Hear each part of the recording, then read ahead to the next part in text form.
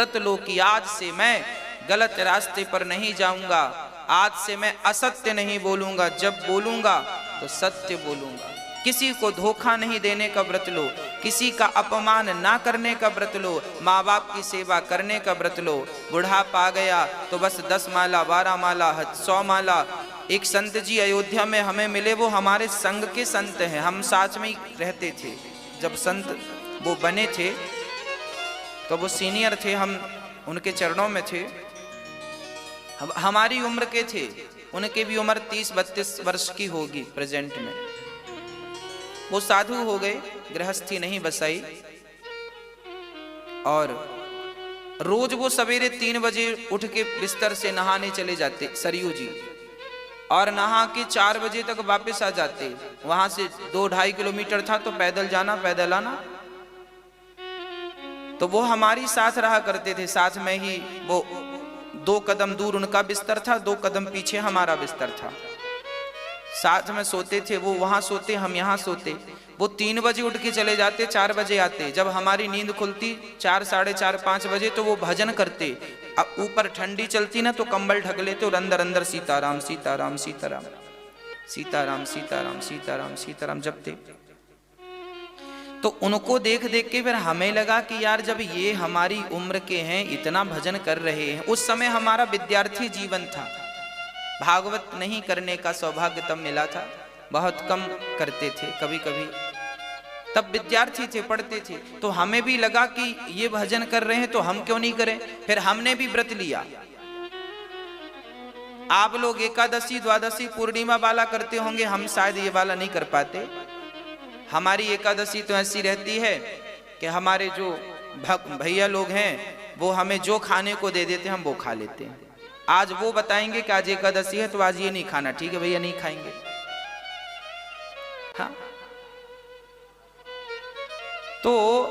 तो हमने एक व्रत लिया था अयोध्या में।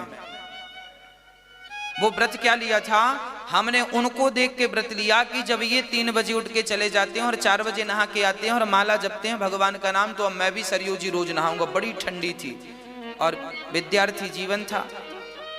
मैंने व्रत लिया कि अब रोज जितने दिन अयोध्या में रहूंगा, एक भी दिन नागा नहीं होगा, रोज सरयू स्नान करने का मैंने व्रत ले लिया। और भक्तों, मैंने व्रत लिया नहीं, ठाकुर जी की कृपा से उस व्रत को निभाया। जब तक अयोध्या में था, एक भी दिन नागा नहीं हुआ, रोज सरयू स्नान करने का अवसर मिलता था। रोज पैदल जाते थे। संत जी वो 4 बजे जब आते थे तब हमारी नींद खुलती, तो हम 4 बजे उठ जाते थे। चलो तुमसे 1 घंटा बाद ही पहुंचेंगे भगवान के द्वार। तो 4 बजे उठते थे हम, फिर जाते थे तो 4:30 बजे तक पहुंच जाते सरयू जी। दौड़ के जाते, यहाँ से दौड़ लगाते तो सीधे 2.5 किलोमीटर दूर जाके सरयू जी में रुकते, और वहां रुकते तो दौड़ने में शरीर गर्म होता तो थोड़ा सा 2 मिनट बैठ जाते। किसी ने कहा कि बैठ जाया करो, डायरेक्ट पानी में नहीं घुस जाया करो, नहीं बीमार पड़ जाओगे। तो हम 2 मिनट रुक जाते, शरीर नॉर्मल हो जाए। फिर जाके बढ़िया डुबकी लगाते सरयू जी में 4:30 बजे, और फिर वहां से पैदल दौड़ते हुए आते, और फिर बाद में आकर के थोड़ा सा उनकी देखा देखी हम भी माला जपते, हम भी भगवान का भजन करते। बस पहले तो देखा देखी थी, बाद में फिर वो आदत हो गई, फिर मुझसे आनंद आने लगा। फिर आपके बीच में बैठा दिया ठाकुर जी ने।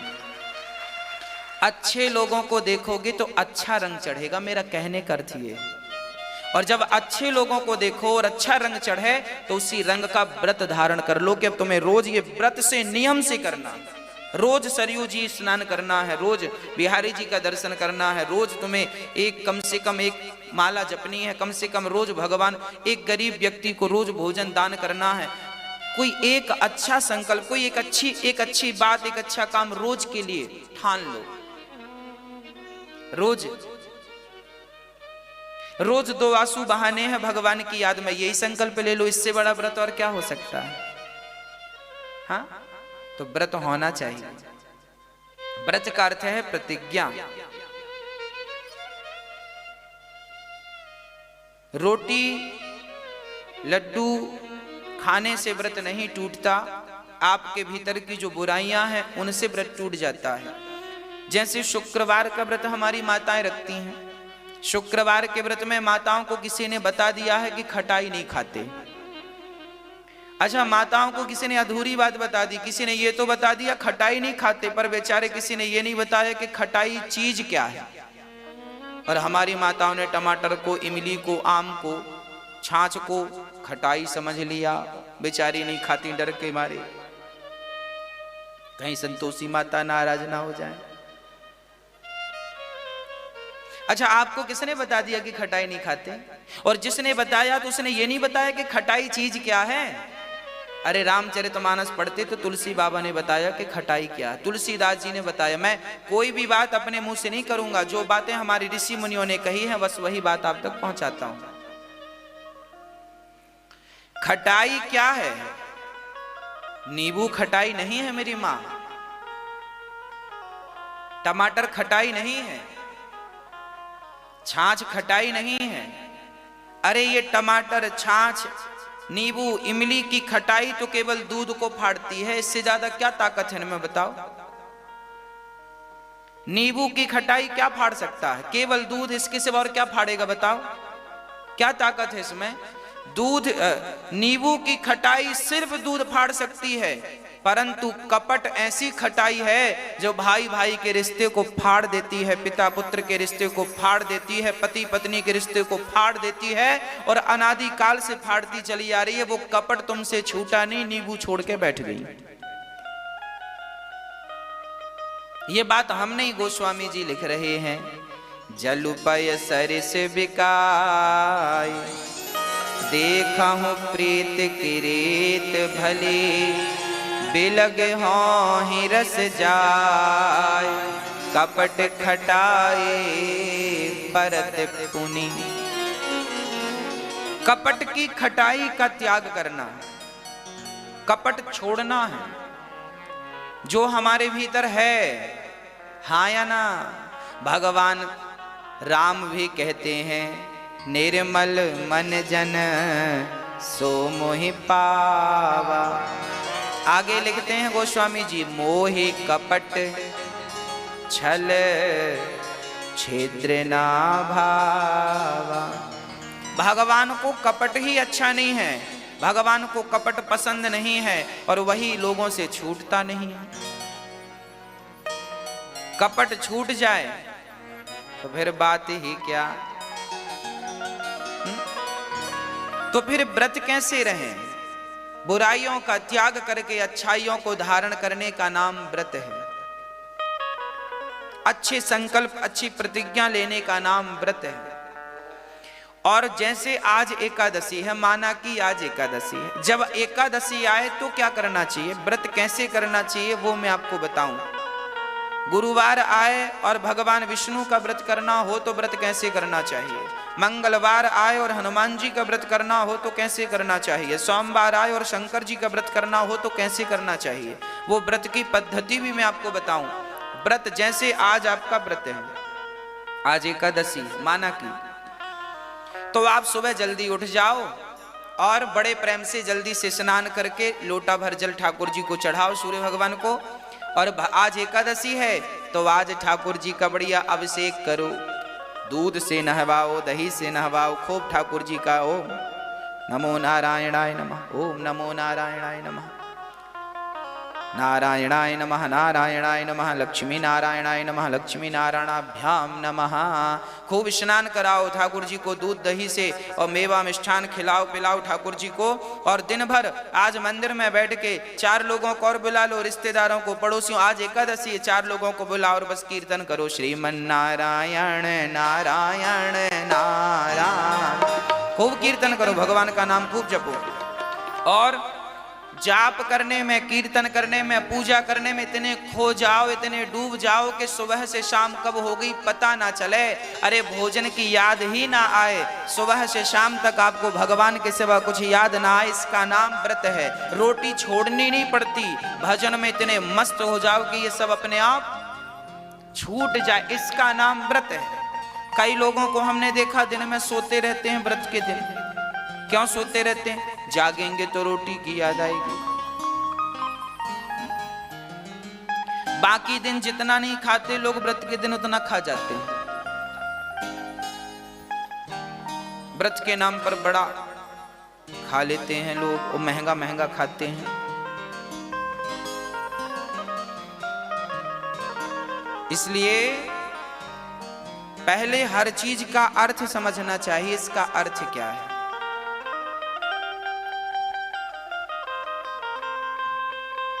भगवान का चिंतन, भगवान के भजन में इतने डूब जाओ कि कुछ याद ही ना रहे। अरे लड़की का विवाह जब होता है ना, तो बाप के पांव में कांटा भी लग जाए तो उस कांटे की चुभन उसे पता तब चलती है जब बेटी विदा हो जाती है। हाँ या ना? बाप नंगे पांव काम करता है, ये सामान लाना, वो करना, यहां जाना, वो करना। बाप के पांव में दर्द कब होता है? जब बेटी घर से, जब तक विदा नहीं होती तो पांव में दर्द नहीं होता। क्यों दर्द नहीं होता? क्योंकि पिता अपने काम में, बेटी के विवाह में इतना मग्न था, इतना डूबा था कि उसे अपने पांव का दर्द भी नजर नहीं आया। वो तो जब कुर्सी में बैठा आराम से, बेटी विदा हो गई, अब काम नहीं है, तो फिर दर्द शुरू हुआ। उसी प्रकार भगवान के भजन में इतने मस्त हो जाओ, इतने मस्त हो जाओ कि आज भूख प्यास बिल्कुल ना लगे, भगवान के भजन में डूबे रहो। इसका नाम व्रत है। ना तो रोटी की याद आवे ना पानी की, बस भगवान के चिंतन में डूब जाओ, भगवान के भजन में सुबह से शाम तक। ऐसे ध्रुव जी महाराज ने व्रत लिया कि भगवान को प्राप्त किए बिना मैं लौटूंगा नहीं। आप भी ये संकल्प ले सकते हैं कि हमें भगवान का दर्शन करना है, और आप भी भगवान की प्राप्ति के लिए आपको कुछ नहीं करना, ना भगवान की प्राप्ति के लिए ना पत्नी को छोड़ना, ना परिवार को छोड़ना, केवल भगवान से प्रेम बढ़ाना है। अब प्रेम कैसे बढ़ाना है वो आप लोगों को आता है। प्रेम करना तो सीखा ही होगा बचपन में। हाँ, माँ से प्रेम किया, फिर भाई से प्रेम किया, फिर माँ, फिर पत्नी से प्रेम किया, फिर बच्चों से प्रेम किया, फिर मकान दुकान से प्रेम किया। इन सब से प्रेम कर सकते हो तो बिहारी जी से प्रेम नहीं कर सकते। आप लोगों को प्रेम करना आता है कि नहीं? आप लोग अच्छा वाला प्रेम करते हैं। माँ बेटे से कितना बढ़िया प्रेम करती है। माँ और बेटे का प्रेम कितना बढ़िया है। एक पल के लिए बच्चा नजर ना आए तो माँ व्याकुल हो जाती है। देखो कितना बढ़िया प्रेम है। एक पल के लिए बेटा नजर ना आए तो माँ क्या होती है? व्याकुल होती है। बच्चे को चोट लग जाए तो माँ रोने लग जाती है। वाह कितना सुंदर प्रेम है। पर यही प्रेम थोड़ा सा, अरे इसका हाफ आधा भी भगवान से होता तो भी नैया पार हो जाती। पर क्या करें, पूरी जिंदगी जी ली पर इसका आधा भी प्रेम भगवान से ही तो ना हो सका।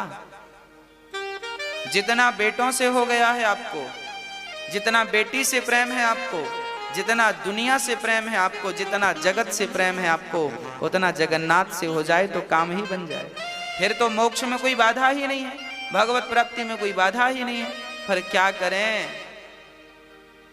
होता ही नहीं।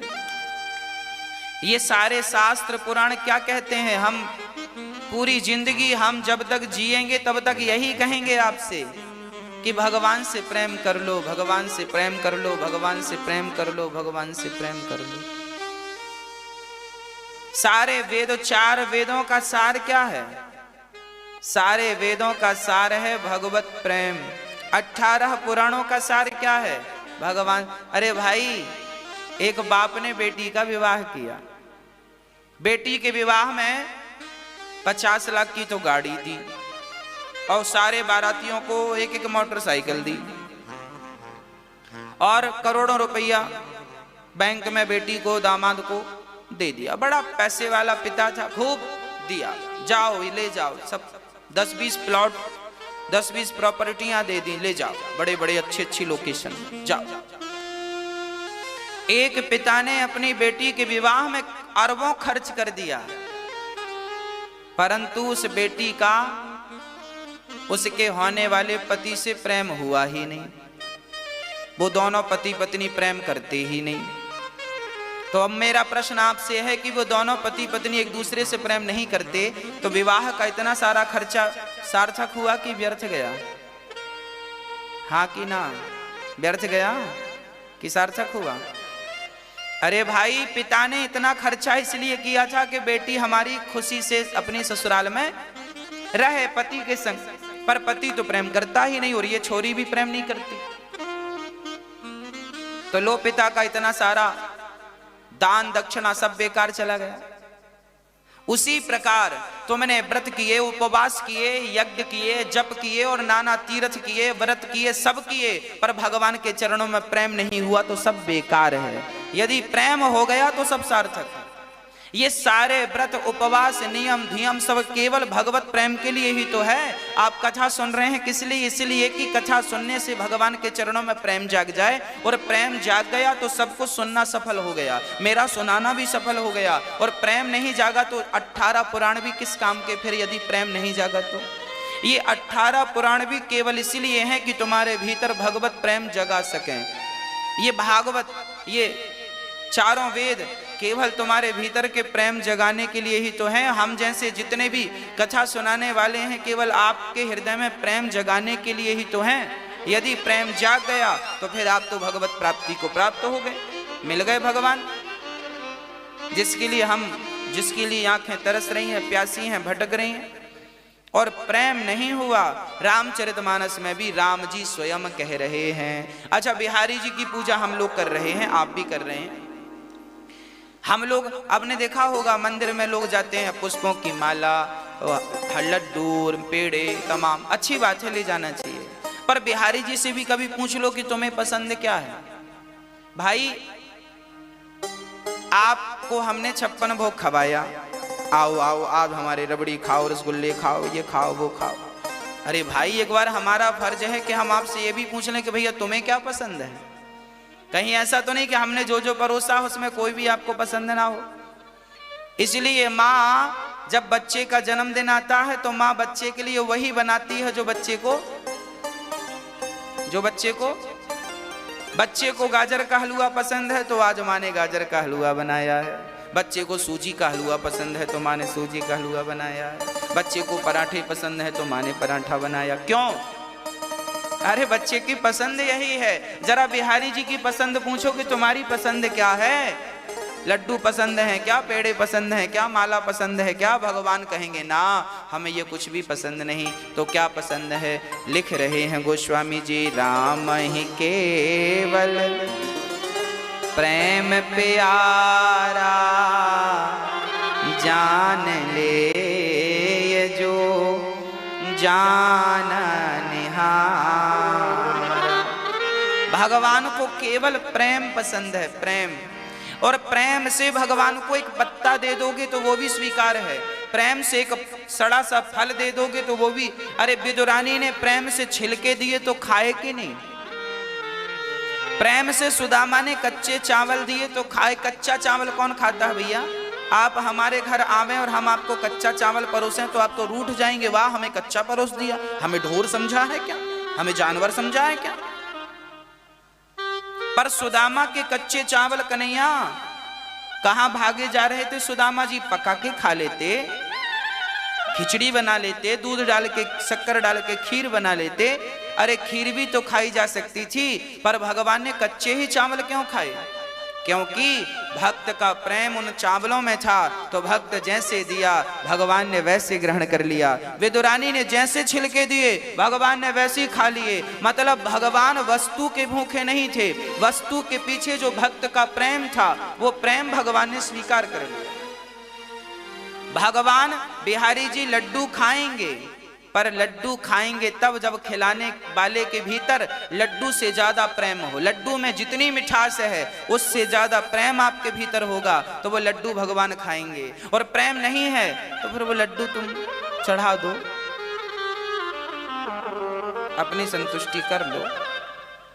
और प्रेम है तो बासी रोटी भी खाएंगे, छिलका भी खाएंगे। पत्रम पुष्पम फलम तोयम यो में भक्त्या प्रयच्छति। भगवान कहते हैं कोई भक्त ये पत्ता उठाकर दे दे, कह दे कि प्रभु मेरे पास तो बस इतना है, तो भगवान इसे भी चबा लेंगे, इसे भी खा लेंगे। कोई एक पुष्प ही दे दे, भगवान हमारे पास तो ओनली यही है, तो भगवान वो भी स्वीकार कर लेंगे। चल तेरे पास है, तेरी श्रद्धा तो है, तेरी भक्ति तो है, तो खा ले, स्वीकार कर लेंगे। कोई एक फल दे दो, आप जूठा ही दे दो, चलो तुम एक और खा लो, उसके बाद तुम्हें याद आए कि भगवान को नहीं खिलाया तो वही दे दो, भगवान वो भी खा लेंगे। पर वो प्रेम तो हो। वो प्रेम कहाँ से लाओगे वो आप लोग जानो।